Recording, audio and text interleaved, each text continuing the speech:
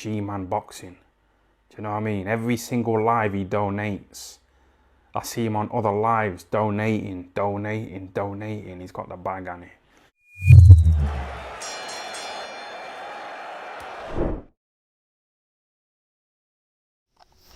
Alright, people, so Anthony Joshua wins a 12-round unanimous decision over Jermaine Franklin. Initial thoughts to this is pretty simple, to be honest with you. Not good enough. As simple as not good enough. I wasn't impressed with how I saw Anthony Joshua in there. I felt the commentary was very pro-Joshua. Very pro-Joshua. Bellew's scoring of the fight was just... I mean, what do you expect, I suppose, is the best way to say it.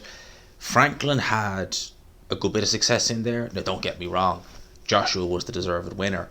But Franklin won more than his fair share of rounds in there, certainly.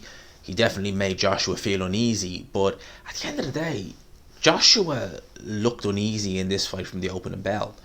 You know, it was apparent after the first couple of rounds, as early as the first round, it was apparent that Joshua's confidence, certainly from what I saw in there, is at an all-time low.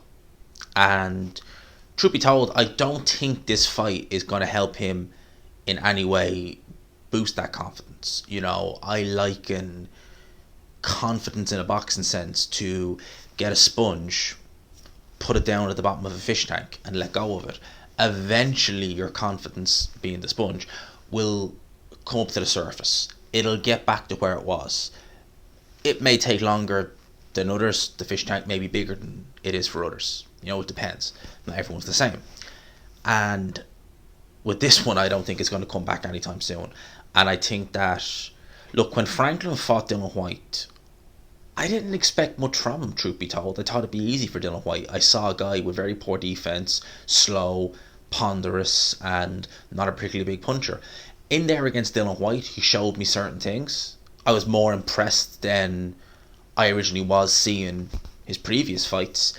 And I thought against Joshua, okay, this is a good opponent to come back against because you're going to look good against him. You're going to go in there, you're going to knock him out in a couple of rounds, boost your confidence, you're going to be a happy G. Well, no, evidently not, because Franklin was a lot more tricky than I thought he would be. Was it so much as Franklin was a lot more tricky than I thought he would be? Or was it that Joshua was just unwilling to engage, sit down in the shots and exchange on the inside? Because that seemed to me to be very apparent in this fight. Joshua wasn't sitting down in the shots. He wasn't going for the kill. He wasn't going for the jugular.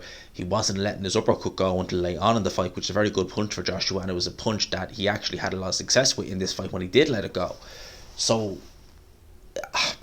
with Joshua, it's not physical. It's mental.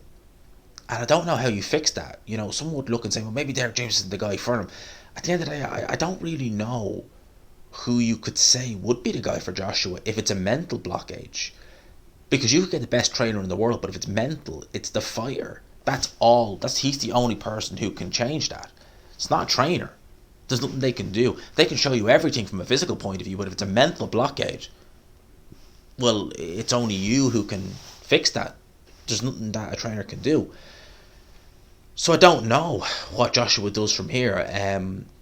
In terms of fights up and coming, if I was in his team advising him, I'd be saying, get on the phone to Chris Arreola or Gerald Washington, get them in for May or get them in for June.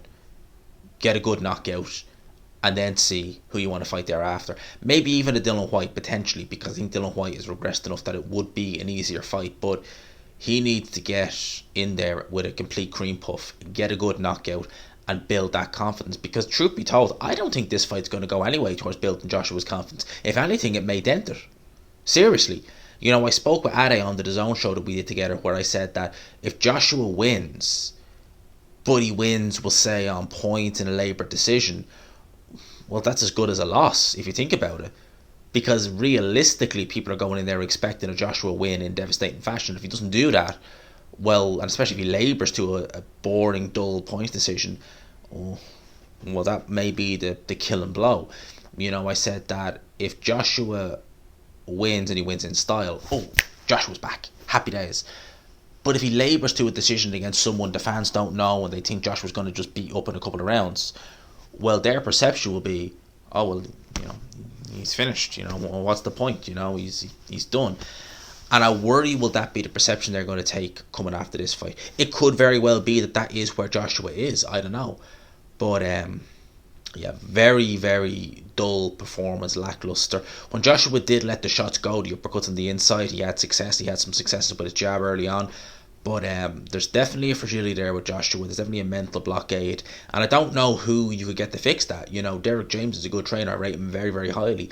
As do Robert Garcia. Robert Garcia doing good work with Joshua. But I think with Joshua, it's down to the fighter. I mean, you could get the best trainer in the world. You could get the best boxing coach of all time. I believe that's Emmanuel Stewart. And I don't necessarily think you can fix Joshua from a mental standpoint. I think that's where the problem is. And again, how do you fix that? That answers on a postcard. I don't know.